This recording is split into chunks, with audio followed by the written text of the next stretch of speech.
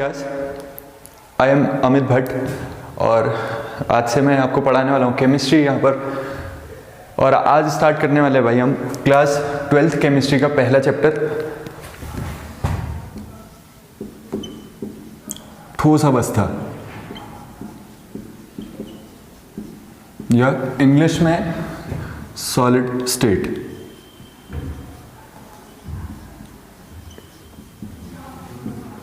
तो बाईलैंग्वेज क्लास होगी भाई, ये हिंदी और इंग्लिश दोनों लैंग्वेजेस में आपको कंटेंट मिलेगा। तो अगर आप चैनल पे नए हैं तो लाइक कर दीजिए और चैनल को सब्सक्राइब करना मत भूलना। तो चलिए स्टार्ट करते हैं आज का वीडियो और पहला चैप्टर क्लास 12th का, जिसका नाम है सॉलिड स्टेट या फिर ठोस अवस्था। तो आप लोगों ने सॉलिड यानी कि ठोस के बारे में पहले भी पढ़ा हुआ है। और चलिए स्टार्ट करते हैं सबसे पहले कि पदार्थ जो होता है, मैटर जो हमारा होता है, उसको किस किस बेसिस पे हम क्लासिफाई करते हैं। तो अगर मैटर, जो हमारा मैटर है या हिंदी में जिसको बोलते हैं पदार्थ, तो जब पदार्थ या मैटर को हम क्लासिफाई करते हैं तो बेसिकली 3 पार्ट्स में इसको हम डिवाइड कर सकते हैं, जिसमें सॉलिड यानी कि ठोस, लिक्विड यानी कि द्रव, और the last one is gas. तो इन 3 पार्ट्स में हम मैटर को, पदार्थ को या फिर बोलें कि द्रव्य को क्लासिफाई कर सकते हैं। तो स्टेट ऑफ मैटर या पदार्थ की अवस्थाओं की बात करें तो 3 अवस्थाएं पदार्थ की आपको मिलेंगी। एक को बोलेंगे ठोस, अगली गैस और द्रव। तो ये 3 अवस्थाओं में मेनली कोई भी पदार्थ, कोई भी मैटर, कोई भी द्रव्य रहने वाला है, ठीक। और भैया ये जो लिक्विड और गैसियस स्टेट है, ये दोनों स्टेट्स के बारे में हम क्लास 11th में पढ़ चुके हैं, डिटेल्ड स्टडी इनके बारे में कर चुके हैं हम क्लास 11th में। तो अब बात आती है भाई सॉलिड की। तो सॉलिड स्टेट को पढ़ना हमने स्टार्ट करना है। तो सॉलिड के बारे में जानना स्टार्ट करेंगे कि भाई सॉलिड होते क्या है और सॉलिड्स की प्रॉपर्टीज क्या क्या होती हैं, और इनके अंदर जो कॉन्स्टिट्यूएंट पार्टिकल होता है वो किस मैनर में अरेंज रहता है, क्या उसकी सीक्वेंस होती है। तो ये सारी बातों को आज हम डिस्कस करने वाले हैं इस टॉपिक के अंदर। तो चलिए अब आगे बढ़ते हैं। ये समझ आ गया होगा, मैटर को 3 पार्ट्स में क्लासिफाई करते हैं, solid, liquid and the gaseous state, यानी कि ठोस, द्रव और गैस। तो चलिए अब आगे बढ़ते हैं और बात करते हैं ठोसों की, कि भाई सॉलिड या ठोस किसको बोलना है हमें, और ठोस है क्या। ठोस या फिर जिसको हम इंग्लिश में बोल रहे हैं क्या, सॉलिड। तो सॉलिड के बारे में बात करना है आज हमने, यानी कि ठोस के बारे में बात करना है। तो जान लेते हैं भाई ठोस या सॉलिड होता क्या है। तो आप लोगों को पता है कि भाई ठोस पदार्थ की वो अवस्था है जहां पर इसका आकार, और दूसरी बात आयतन बिल्कुल फिक्स्ड रहेगा, यानी कि एक निश्चित आकार और आयतन होगा, या बोलें कि इसका जो शेप और वॉल्यूम होगा, शेप एंड वॉल्यूम। तो किसी भी सॉलिड का शेप और वॉल्यूम फिक्स रहने वाला है। तो ये बोल सकते हैं कि सॉलिड यानी कि ठोस वे पदार्थ हैं जिनका आकार और आयतन हमेशा निश्चित रहता है, या इंग्लिश में ये बोलें कि solids are those substances which have fixed shape and volume. तो आकार और आयतन जब निश्चित होगा किसी पदार्थ का तो उस अवस्था में उसको ठोस बोलेंगे, या फिर बोलें कि किसी मैटर का जब शेप और वॉल्यूम फिक्स्ड रहेगा तो तब उसको सॉलिड बोलेंगे। ठीक है भैया, इतनी बात आपको क्लियर हो गई होगी। अब देखते हैं कि भाई इन सॉलिड्स की जनरल जो कैरेक्टरिस्टिक्स हैं वो क्या क्या है। तो आपने पहले भी पढ़ा हुआ है ये बात कि भाई जो हमारे सॉलिड्स होते हैं, तो ज्यादा टाइम इस पे नहीं लगाएंगे, डायरेक्ट मेन पॉइंट पे आते हैं कि जितने भी हमारे सॉलिड्स होते हैं इनके अंदर जो कॉन्स्टिट्यूएंट पार्टिकल होते हैं,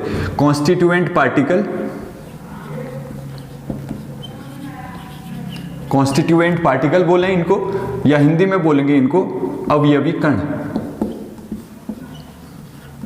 तो अवयवी कण का मीनिंग ये है कि किसी भी पदार्थ को बनाने की जो यूनिट है, यानी कि कोई पदार्थ किन पदार्थों से मिलकर बना हुआ है तो वो उसकी यूनिट है, ठीक। तो यूनिट के बारे में बात कर रहे हैं हम। तो कॉन्स्टिट्यूएंट पार्टिकल यानी कि जो यूनिट होगी सॉलिड्स की, वो बिल्कुल एक दूसरे के साथ क्लोजली अरेंज्ड होंगी, मतलब बहुत एक दूसरे के निकट होंगी, या फिर बोले क्लोजली अरेंज्ड।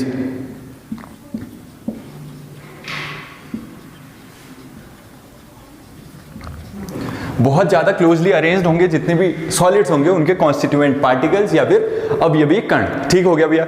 और दूसरी बात, जो इन अवयवी कणों के बीच लगने वाला बल होगा, यानी कि फोर्स जो लग रहा होगा दो कणों के बीच, अब वो कण कुछ भी हो सकते हैं, मे बी एटम यानी कि परमाणु हो सकता है, मॉलिक्यूल हो सकता है यानी कि अणु हो सकता है, या फिर कोई आयन हो सकता है। तो किसी भी सॉलिड के कॉन्स्टिट्यूएंट चेंज कर सकते हैं, यानी कि एटम हो सकता है, मॉलिक्यूल हो सकता है, आयन हो सकता है, या बोलें कि परमाणु हो सकता है, अणु हो सकता है, या आयन हो सकता है। तो ये जो होंगे इनके बीच लगने वाला जो फोर्स होगा या इनके बीच लगने वाला जो बल होगा वो बहुत पावरफुल होगा, मतलब बहुत प्रबल बल इनके बीच कार्य करेगा, या बोलें कि स्ट्रॉन्ग फोर्स लगेगा। ठीक हो गया। तो स्ट्रॉन्ग फोर्स लगेगा, दैट मीन्स आप समझ सकते हैं कि अगर क्लोजली अरेंज्ड होंगे और इनके बीच स्ट्रॉन्ग फोर्स लग रहा है अगर दो पार्टिकल्स के बीच, तो बिल्कुल भाई बिल्कुल चिपके हुए हैं, बिल्कुल टाइटली, बिल्कुल पैक है। ठीक, अच्छा, तो इसी वजह से इनका जो, अगर इनको देखेंगे हम तो ये रिजिड होंगे, या बोलें कि हार्ड होंगे, हार्ड। ठीक हो गया। तो बिल्कुल हार्ड होंगे, रिजिड होंगे, जितने भी हमारे क्या रहेंगे, ठोस रहेंगे। उसके पीछे का रीजन क्या है भाई, इनके जो कॉन्स्टिट्यूएंट पार्टिकल्स हैं या फिर जो इनके अवयवी कण हैं वो बिल्कुल क्लोज मैनर में एक दूसरे के साथ जुड़े हुए हैं, और उनके बीच जो फोर्स लग रहा है भाई बहुत ज्यादा फोर्स लग रहा है। ठीक है, तो इतनी बातें आपको क्लियर हो गई होंगी। वापस से बताऊंगा कि भाई ठोस या सॉलिड किसको बोल रहे हैं, तो ऐसे पदार्थ जिनका आकार और आयतन बिल्कुल निश्चित होगा, मतलब फिक्स्ड शेप और वॉल्यूम जो कंटेन करेंगे, यानी कि ऐसा मैटर जिसका शेप और वॉल्यूम या फिर बोलें कि आकार और आयतन बिल्कुल निश्चित है, उसको हमने ठोस बोलना है। अब इन ठोसों के गुणों की बात करें कि भाई ठोस के अंदर क्या क्या प्रॉपर्टीज होती हैं, तो कॉमनली अगर देखें तो इनके जो कॉन्स्टिट्यूएंट पार्टिकल होते हैं या अवयवी कण होते हैं बिल्कुल क्लोजली पैक्ड होंगे, या फिर जो इनकी यूनिट्स हैं बिल्कुल एक दूसरे से सट के जुड़ी हुई होंगी। इसके बाद इनके बीच के फोर्सेस की बात करें कि भाई ये जो जुड़ा हुआ है इनके बीच कोई ना कोई फोर्स काम कर रहा होगा इनको जोड़ने के लिए, तो इनके बीच का जो फोर्स होगा भैया वो बिल्कुल स्ट्रॉन्ग फोर्स होगा, या फिर बोलें कि प्रबल बल कार्य कर रहा होगा। ठीक हो गया। और लास्ट में इसकी रिजिड होंगे, मतलब हार्ड होंगे हमेशा के लिए। जितने भी हमारे सॉलिड्स होंगे वो हार्ड कंडीशन में हमको मिलेंगे। अगर कंप्रेस करने जाएंगे तो हम इनको इजीली कंप्रेस नहीं कर पाएंगे। ठीक है भैया, तो इतनी बातें आपको क्लियर हुई कि सॉलिड भाई किसको बोलना है, आकार और आयतन जिसका निश्चित है। एंड अनदर थिंग इज कि इनके कॉन्स्टिट्यूएंट पार्टिकल क्लोजली अरेंज्ड होंगे। द नेक्स्ट वन इज इनके बीच का फोर्स हाई होगा, and these are rigid in nature, या बोलें कि हार्ड होंगे सारे के सारे। ठीक है, तो अब थोड़ा और आगे बढ़ते हैं। अब भैया एक बात आती है, हमने तो बोल दिया कि भाई आयतन और आकार निश्चित होता है। अब जैसे कुछ हमारे पास कुछ ऐसे पदार्थ हैं या फिर कुछ ऐसे मैटर्स हैं, कुछ ऐसे सब्सटेंसेस हैं बोले कि जिनका स्टेट यानी कि फिजिकल स्टेट चेंज होता रहता है। तो जैसे वाटर है, वाटर हमारा H2O, वाटर, या इसको क्या जल बोले या वाटर बोले। ठीक, तो अगर इसकी बात करें तो हमारा जो वाटर है यानी कि H2O है, ये तीनों स्टेट्स में मिलता है भैया। पता है आपको कि भाई ये मेनली तो क्या मिलेगा, द्रव यानी कि लिक्विड कंडीशन में मिलेगा हमको। कौन, वाटर। ठीक, यानी कि जल। ठोस, आइस क्यूब्स आपने देखे, स्टेट कैसी होगी उनकी, सॉलिड। और अगर उबालेंगे तो गैसियस स्टेट में भी ये कन्वर्ट हो जाने वाला है। कौन, H2। ठीक हो गया। तो भाई अब ये H2O जो हमारा है ये लिक्विड स्टेट भी शो कर रहा है, रिप्रेजेंट कर रहा है, सॉलिड भी बन रहा है और कभी कभी गैस की तरह भी बिहेव कर रहा है। तो भाई अब मैं इसको क्या बोलूंगा, इसको मैं सॉलिड बोलूं, लिक्विड बोलूं या गैस बोलूं। तो अब इसको डिफाइन करने के लिए एक छोटी सी एक अलग से एक और डेफिनेशन मैं आपको दे दूं कि जो हमारा रूम टेम्परेचर होता है यानी कि जिसको नॉर्मल टेम्परेचर बोले हम, तो उसको मानते हैं भैया हम कितना, 25 डिग्री सेल्सियस, यानी कि 25 डिग्री सेल्सियस हम नॉर्मल टेम्परेचर या फिर रूम टेम्परेचर मान लेते हैं। ठीक हो गया। तो कोई भी ऐसा सब्सटेंस, कोई भी ऐसा पदार्थ, कोई भी ऐसा मटेरियल या कोई भी ऐसा मैटर जिसका जो मेल्टिंग पॉइंट होगा यानी कि क्या, उसका जो गलनांक होगा यानी कि वो टेम्परेचर जिस पर वो अपनी स्टेट लिक्विड स्टेट में कन्वर्ट कर लेगा, तो जिसका भी मेल्टिंग पॉइंट ये 25 डिग्री सेल्सियस से कम होगा, 25 डिग्री सेल्सियस से कम जिनका मेल्टिंग पॉइंट होगा उनको हमने भैया सॉलिड नहीं बोलना है।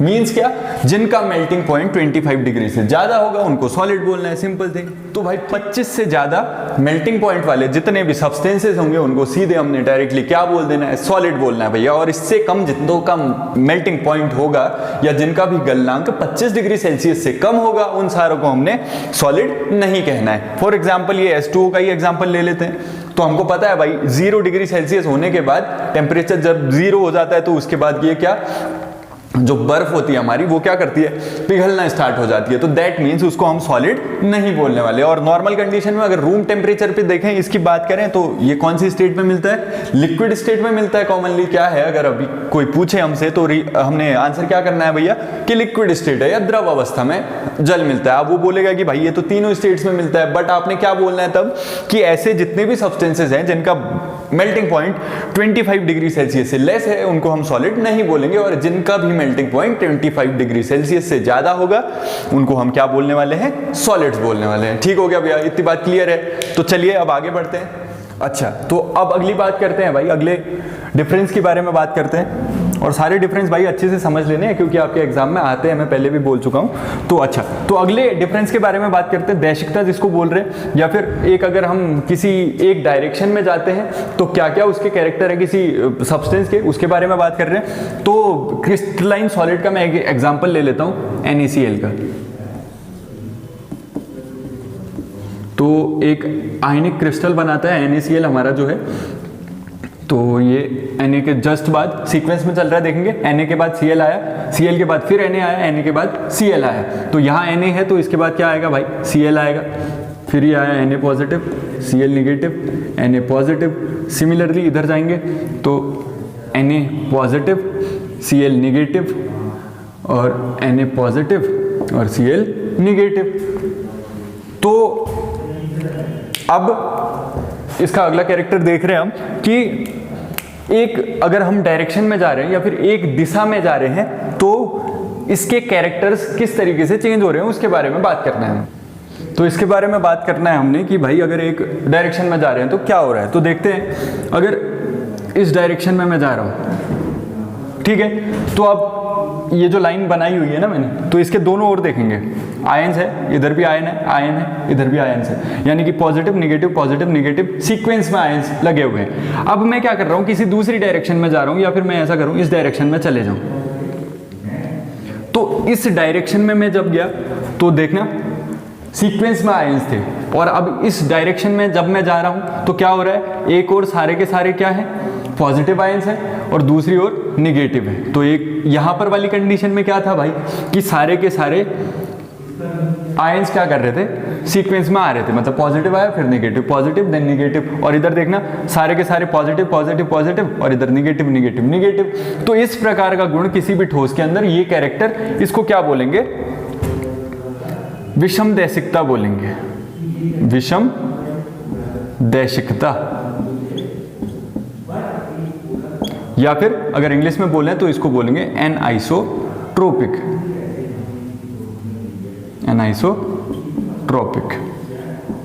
ठीक हो गया।